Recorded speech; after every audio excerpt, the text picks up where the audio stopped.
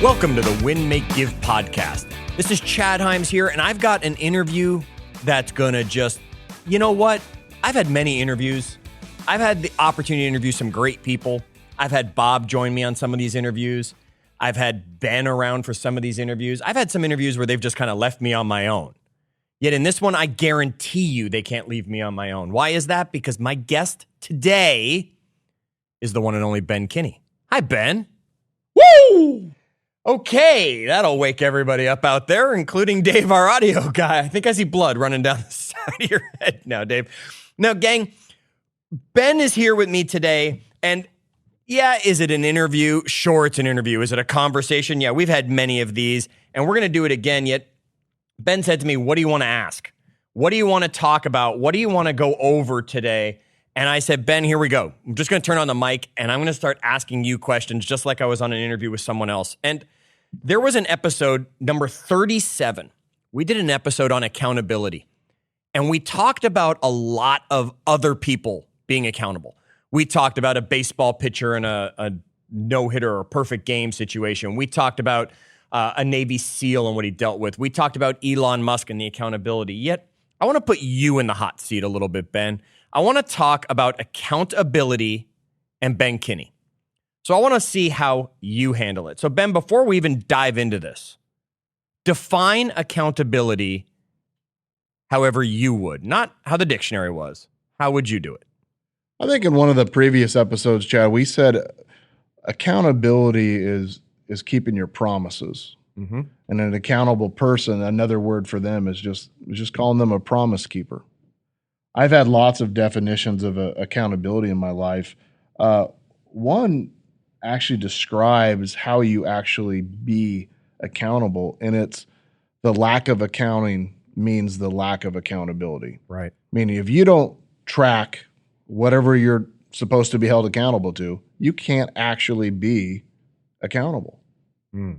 What are your numbers? What are your results? What are your goals? What are your priorities? Those sort of things tracked over time is what an accountable person does. If you want to be financially accountable in your life, Track your money? You should know your bank balance. You should know how much debt you have. Mm-hmm. You should know how much income you bring in every month. Sounds to me like you're talking about my net worth. And your expenses. Right. Right. And your income. Yep. If you want to be accountable in money, you should know your numbers. What if you want to be accountable spouse? What would you want to do, Chad? Probably know number of dates that I'm having, special time that I'm spending, just time in general that I'm actually giving to my spouse. Yeah, what's important to Nita? What does she want? Right. What does she want to accomplish? What her goals are? Depending on her love languages. Yeah. Which we've talked about. Yeah. In business, there's some metrics. What are those? Sales, revenue, profit, growth. Customers. Everybody has numbers, right? But if you don't know your numbers, or even have any numbers picked out to track, you're not really being accountable. Ben, I noticed a category you missed in there. Was that health? Health, Chad? Ben. So what might we be accountable to and track in our health world? I'm actually pretty good at some of these. Yes, you are. One, your steps. What are you at for today, Chad? I don't track my steps. If you want to get into that conversation, I'm more than happy to explain why. No. I am at 6691 today so far because I take my meetings while walking. Yes. Your weight. Yep. Right? Not even, I think if you don't know if it's increasing or decreasing, how do you know how you're doing? Right. Right? So those are the types of things. What are you tracking right now? Let me just put you on the spot in front of the audience and all of that stuff. Right? Gang, I didn't tell Ben the questions I'm going to ask him. So what's something that you're tracking right now? You mentioned your numbers, your goals, your priorities. You mentioned money, health, relationships. What are some of those things Ben Kinney is tracking right now? Well, we're in weird and bizarre economic times right now. Yep. So I'm very focused on business and financials and that sort of stuff at the moment. So I'm tracking my net worth and how it's changing. Okay. I'm tracking my cash balance on a daily, weekly basis, just knowing what is our cash situation. Is it going up or going down? Okay. The profitability of our businesses, the growth rate, what is our percentage of growth? Are we making improvements or not? And then outside of our businesses, I'm tracking competitors, the economy, the stock market, because those are all, in my mind, leading indicators of how our businesses are going to be affected in the future. Okay. So when you and I first started working together, it was one of the things I remember you said to me was you knew I was an accountable person, and that was why one of the reasons we want to get into business together. Do you think it's hard to find accountable people out there? I think that accountable people have a track record of being accountable. Like, I don't know if you can go through an interview and say, "Hey, Chad, are you an accountable person?" Like, what idiot's going to say no to that question, especially if they're in a job interview, right? I have had a couple idiots say no to that, Sure. which I actually appreciated their honesty quite a bit. But they have a history, they have a track record of it. So if I was having that conversation and I was looking for somebody, I'd say, give me an example or a time in your life or your business when you've been accountable. Okay. How did that feel? Right? Give me another time. What did that look like? How did that work? How did you ensure that that happened? Right? So when you're looking for an accountable person, find somebody that has a history of being accountable. Okay. So we're going to find people that have a history. How do you hold them to that accountability? Because then you become a boss, or maybe it's even a friend. I mean, I know you've held people accountable just as friends, where you were having them send pictures of scales and things like that. And we've gone through all that accountability. How do you hold others accountable? Well, I think a question that I get really related to that often, Chad, would be, how do you hold unaccountable people accountable? And let's answer that one first. I don't know if you can. Sure. One little quote that we have written down around here is that nobody's an amazing leader of marginal people. And I don't mean that they're bad people, but there's no amount of spreadsheets or tracking or reporting or dashboards or whatever that's going to motivate an unaccountable person to become accountable. I could be the general of an army that's going nowhere if they're all a bunch of unaccountable soldiers. Yeah, it'd be rough, wouldn't it? Sure. Yeah. Okay.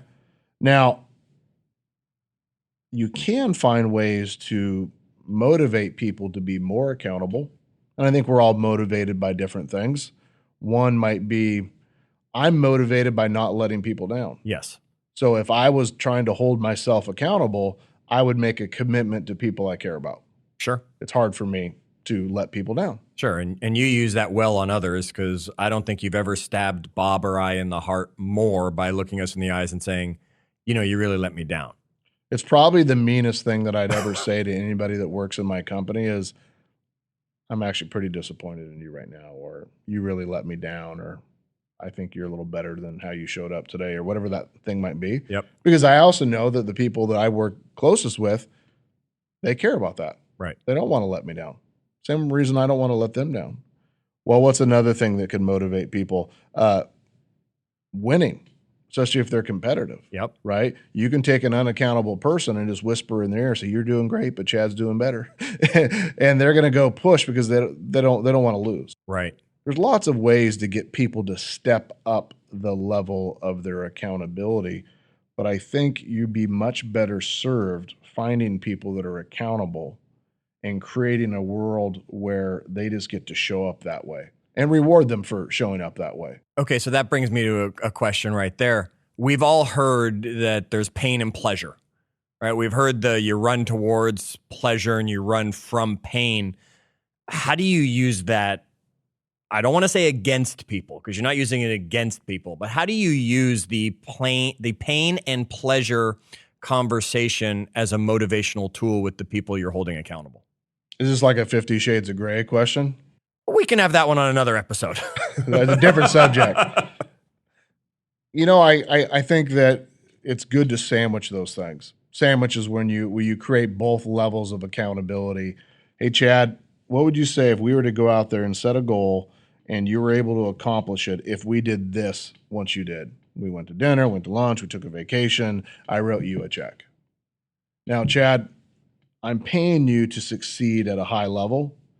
If for some reason you don't, would you agree that we probably shouldn't continue to work together in the same role if you can't accomplish the priorities that we both agreed to do?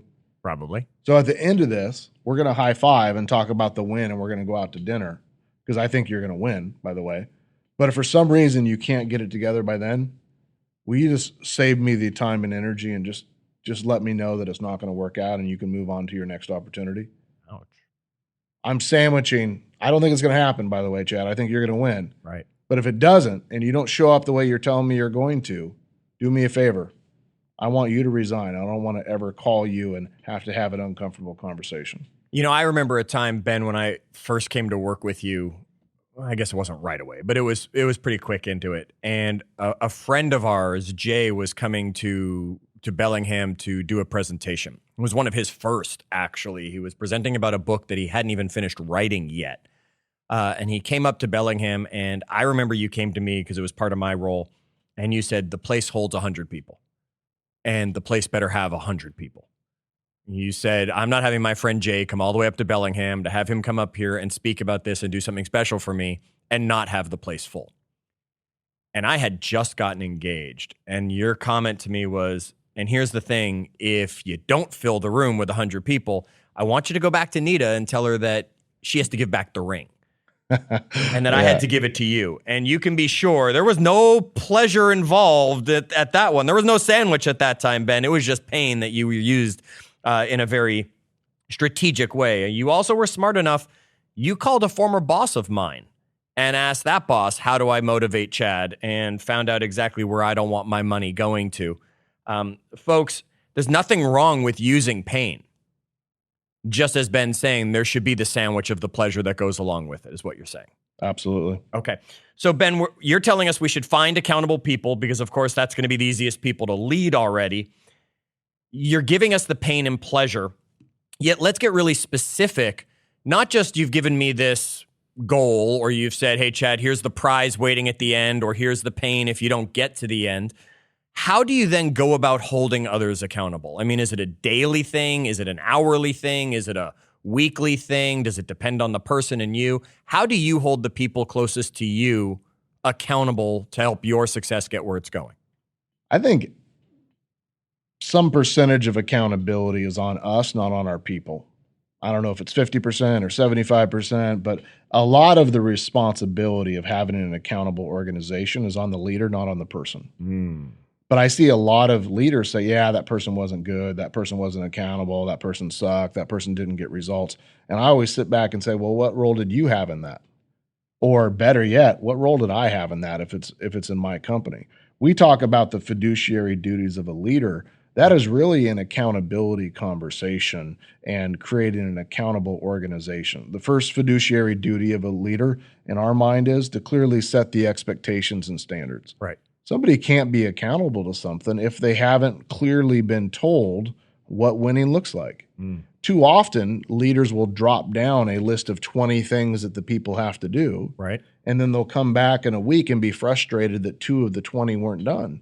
But that leader didn't take the time to say, if you only got one thing done, what would it be? If you only got 2 things done, what would they be? If you could only do a quarter of these things, what would they be? If you only got half done, what would they be? It's up to us to clearly set the expectations, standards, and then prioritize them from number 1 to whatever that last number would be. Got it. Well, the second fiduciary duty of a leader is to hold that person accountable to inspect what we expect. So if we ask you to do something, we have to be willing to slow down and take the time to say, how'd it go today? How many calls did you make? How many emails did you send? How many appointments did you get? How many hires did you make? How many widgets did you sell? How much money did you bring in? How many setups did you collect? How many services did you provide? Whatever those things are. And if the number's less than you wanted, you need to be willing to take the time to say, we had thought that you were going to be getting 2 appointments a day. Tell me what happened. What's holding you back from that? What you might realize is it's actually the third fiduciary duty, which is we have to provide the training, coaching, and mentoring for somebody to be successful in their priorities. They might be going out and doing the activities, but not knowing exactly what to say. They might be saying the wrong thing. They might be saying it the wrong way or doing it the wrong way, and they're not getting the results. Right. So if you do all 3 of those things, you'll find that the people in your company will start showing up, appearing, and being accountable, as long as you hired the right type of people, the ones that care. Now, we go into that in a lot more depth all the way back in episode 5. So scroll way back, folks. If you haven't listened to episode 5, we really go into the fiduciary duties at that time. Now, let me get even more specific with that question, Ben. How do you hold others accountable? You gave me a great overview there, but I want the actual practical tools that you might be using. I remember when I was working with you and there were a group of leaders that every night you expected text messages that had certain numbers being reported from certain roles, things along those lines. How do you, and maybe you're not the one doing it anymore yet, there are still some in the organization you are. How do you hold those people accountable? What are you expecting from those people? Are you expecting a sit down once a week? Are you expecting nightly texts? Are you expecting just a monthly report? How are you doing it? A challenge in any organization in creating an accountable culture is the lack of data. And the leaders often think that they have to go out there and find the data in order to know, are their people doing good? I don't have time for that because we have so many other things we have to get done. I make my people report that data to me. So instead of me always having to go out and say, hey, Chad, are you going to hit your numbers for the month? Hey, Chad, are you close for your numbers? Hey, Chad, where are you going to end up? I would know that because Chad would be reporting those things to me daily or weekly or monthly or whatever those things may be. Okay. Now, that could be by a group text, which I love because then everybody else in the same role sees the results. You can almost be quiet about it because they're going to see the competitive nature or whatever might be going on. What's funny is you look at my text string right now, Chad, I got a BKCO brokerages text, which shows recruiting numbers, number of people added to those companies. I have a software text thread right here that's talking about our revenue for the month. I have the Brian's push-up challenge text thread where we report and video ourselves doing our push-ups every day. If you scroll far enough, you'll have the Win, Make, Give text thread where we're talking about episodes, numbers of downloads, et cetera, et cetera. Yep. So I try to make sure that as many numbers as I need get sent to me on a regular basis. I'm not the one gathering it. Got it. So having accountable people, they're going to report their numbers. Now, someone's not. What do you do? How's that conversation come along when someone's not reporting the number you're expecting and you have to go that extra step? Well, if I knew that I set the standard and expectations, Chad, I need to make sure at the end of every day, you're going to report to me certain numbers. Let's agree on what those are and what format I would like those sent. I prefer if you texted it to me. It's the easiest for me to see. You can do it anytime from the moment you're done with work until midnight, but I expect to see it every day prior to midnight. Fair? Fair. It's going to include these different numbers here. If you think of something cool you'd like to add, I'm completely open to it, but this is the minimum amount of information that I need on a daily basis. Okay. Fair? Sure.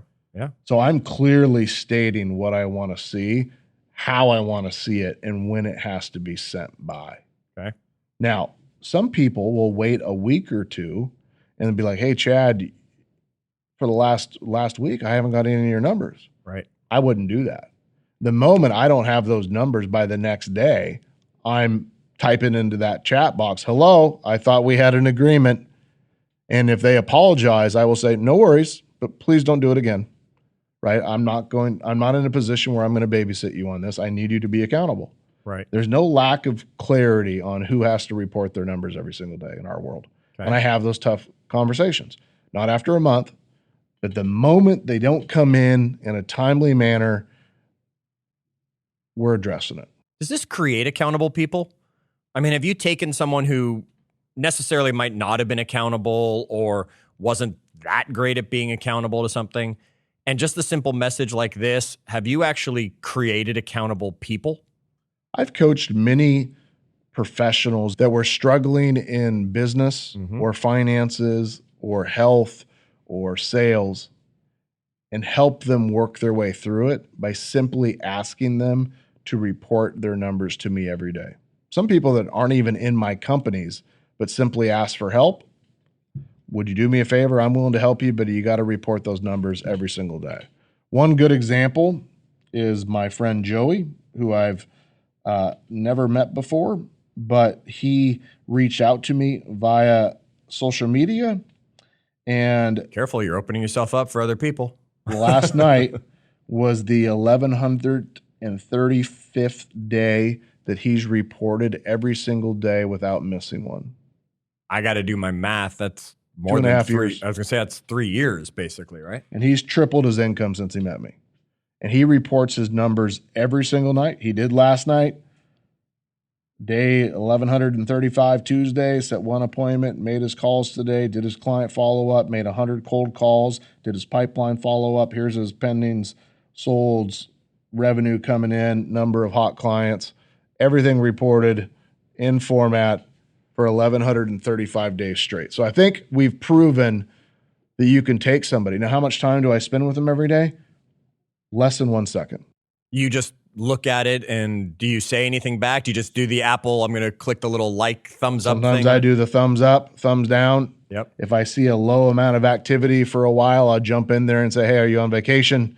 Okay. Did you quit? Are you still serious? Right? But in general, it doesn't take much. Wow. And one of the things I want to jump back to that you said, and I've been taking some notes on some things we will be going back to, Ben, but one of the things you said in there was holding people accountable to their business, to their money. You said health. And Dave can roll back the tape if we need to. Do we have tape, Dave? We don't even have tape anymore, right? But you said health in there. You don't even have to be an expert necessarily to help hold somebody accountable to a goal they want. You're not coaching them on what to necessarily do.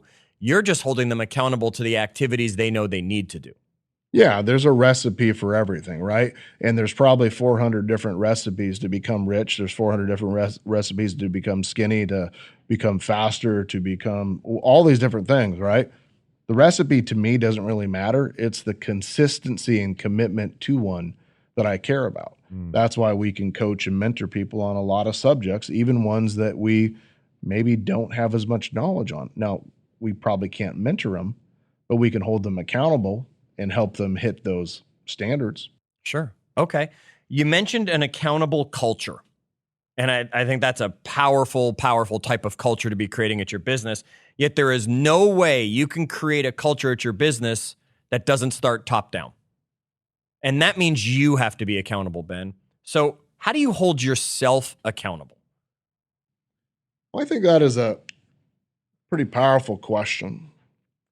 Are you the type of leader that when you ask your people to make phone calls that you're willing to sit in with them and call them? Are you asking your people to do things that you would never do yourself? Or are you willing when they call you out to jump on the phone and to have that conversation? Are you the leader that when you say to save money that to your organization, are you saving money as well? During COVID, I asked all my people to cut their expenses, and I took the time to cut my cable bill. Just get rid of the stuff that you didn't need, right? Wait a minute. With all your cable experience, you're actually paying for cable? You haven't digital cables become very difficult to steal.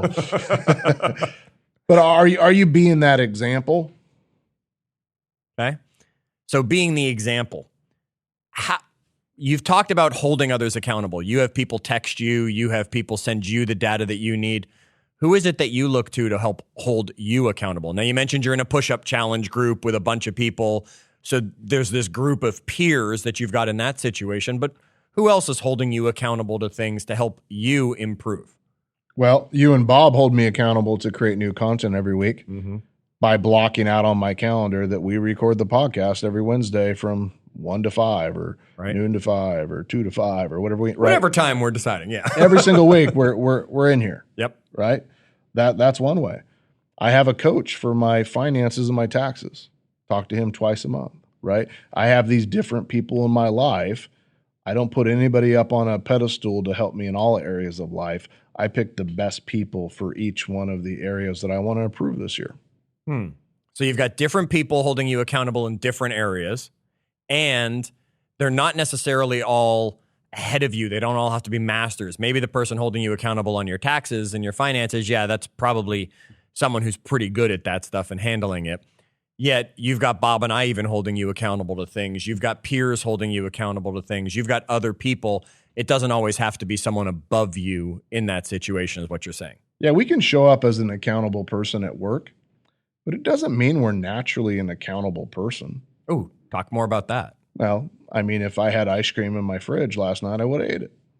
Nothing wrong with that. We did a whole episode on it, Ben. It's just the way it is. Because of that, I don't keep ice cream in my fridge because I know that when put in that situation, I'm not going to make the accountable choice.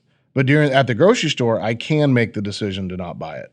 Right. At home at midnight or 11 when I'm hungry, I'm probably not going to make that decision. So you create a world and an environment where accountability is easier. Just like when you're want to save money, go to your employer and have 10 or 20% of your paycheck get put into a bank account that you don't see or touch. Have it put into your retirement account. Have it put whatever. Just start taking money off the table so you don't see it, so you can't spend it. So there are a lot of ways that we could be even more accountable without having to be accountable in the moment when we want to make that purchase, or you're just tired and cranky and just want to grab some ice cream because it was there. You've been accountable in other situations to help you when you know that the tough choice has to be made. Yeah, when I want an ice cream and I want it bad enough, I got to get up, get dressed, right, grab my keys and go down to Edeline's Dairy and grab some ice cream. Well, we appreciate the whole getting up and getting dressed because, ice cream naked's okay too. I did live in the basement for a while where you might just drive to a Dairy Queen drive-through window and you weren't always fully dressed on all of that. But we won't get into that one either. So, all right, Ben, let's bring this to an end. What didn't we tell everybody out there that I should be asking you when it comes to accountability? What's that last thought you want to leave our audience with on the topic of being accountable, holding others accountable, and just accountability in general? I challenge you all to have a conversation this week with your organization, your employee, your company, or somebody you care about. And I want you to simply say, I want to talk about a word I listened to on the podcast. It's accountability, and it's being accountable. And I wanted to take a few minutes and tell you what that word means to me, and just have that conversation, and then ask them, what does you being accountable feel like to you? How are you going to show up in that way? And just listen, have the conversation, set those standards and expectations between you and a couple people. And I bet you'll be very surprised what you hear from those people when you start having those conversations in your company. Love it. All right. So, folks, we will continue to be accountable to all of you on creating this content and bringing you this information. And we're going to ask you to be accountable by remembering to share the podcast with others. Send them to winmakegive.com. We're going to ask you to be accountable by joining us in our Facebook group, facebook.com/group/winmakegive, because we love the conversation. And we would love to hear what it is you are holding yourself accountable to right now and how we here at Win, Make, Give can help. Until our next episode, remember, wash those hands, and as always, do good.